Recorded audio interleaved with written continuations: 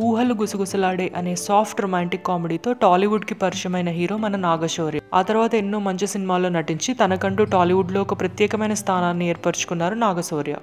నాగశౌర్య అమ్మగారు ఉషా ముల్పూరి ప్రొడక్షన్ హౌస్లో ఈయన ఎన్నో సినిమాలు చేశారు.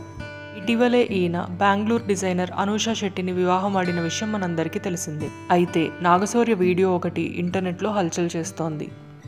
రోడ్డు మీద ఒక అమ్మాయిని ఎందుకు కొట్టావు అని ఒక యువకుడిని కాలర్ పట్టుకుని మరీ నిలదీశారు. అసలు విషయానికి వస్తే రోడ్డు మీద ఒక యువకుడు ఒక అమ్మాయిని అన్యాయంగా కొడుతున్నాడు.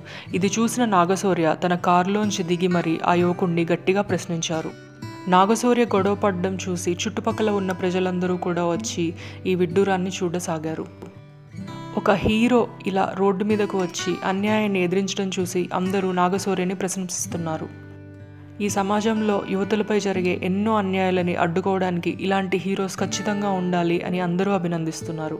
Thanks to Naga Shaurya from all our girls. Naga Shaurya తదుపరి చిత్రం ఫలానా అమ్మాయి ఫలానా అబ్బాయి హిట్ అవ్వాలని మనందరం కోరుకుందాం.